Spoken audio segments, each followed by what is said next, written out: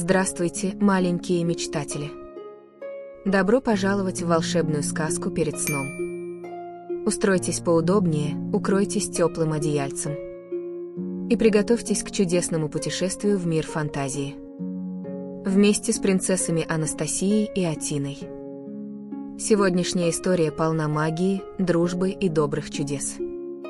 Пусть эта сказка подарит вам тепло и уют перед сном. Солнечные лучи медленно пробивались сквозь занавески королевской спальни. Анастасия первой открыла глаза. «Атина! Атина!» – прошептала она взволнованно. Сегодня тот самый день. Ее глаза сияли, как тысячи звезд. Она не могла дождаться момента, когда возьмет в руки свою волшебную палочку. Сердце билось быстрее, когда она вскочила с кровати. Атина тут же подскочила.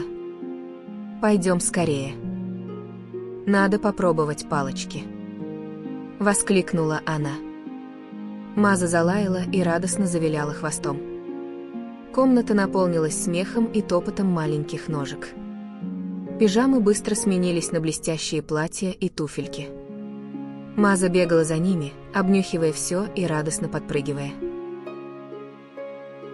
Принцессы надели свои платья и короны.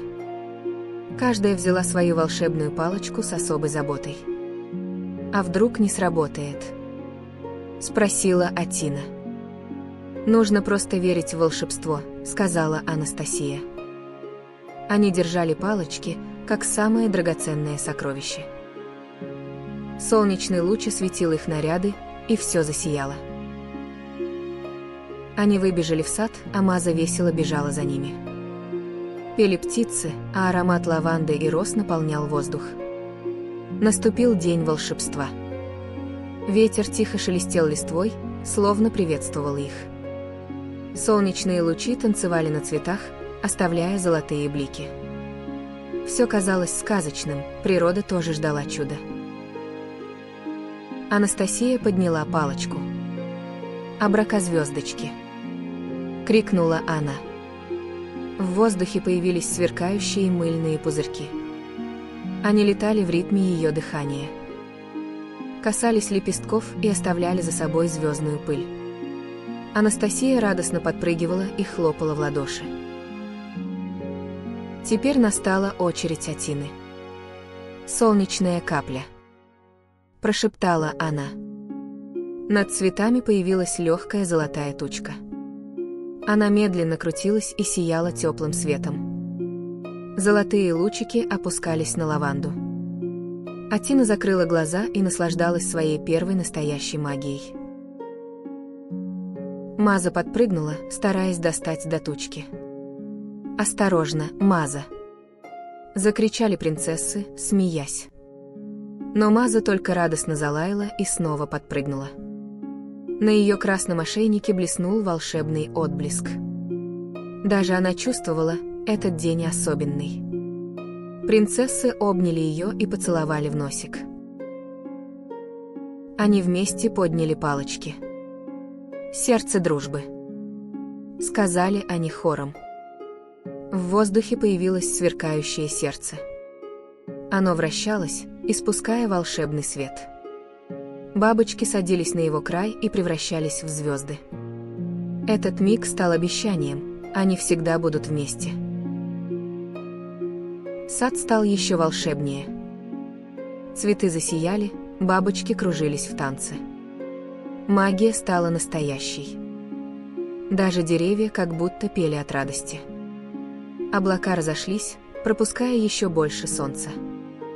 Принцессы огляделись, все это они создали сами. Вдруг с балкона замка послышался знакомый голос. «Принцессы, пора возвращаться. Вечер приближается», — позвала королева Анета. Анастасия и Атина переглянулись и кивнули. Маза уже лежала на траве и зевала. «Сегодня мы многому научились», — сказала Атина. «И что делиться магией – самое прекрасное», – добавила Анастасия.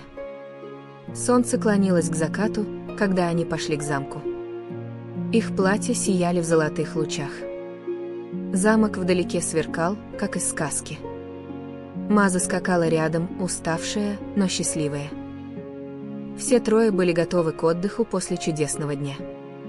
На небе появились первые звезды, они охраняли их сны. В их комнате палочки мягко светились у кроватей. «Я уже жду завтрашнего дня», – прошептала Атина. «И я», – ответила Анастасия. Они заснули с улыбками на лицах. Маза уже тихо посапывала у их ног. Магия дня еще витала в тишине комнаты. Вот и закончился наш волшебный день. Закрой глазки, маленький мечтатель.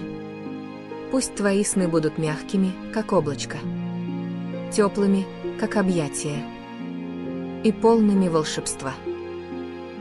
Спокойной ночи, маленькая звездочка, и сладких снов.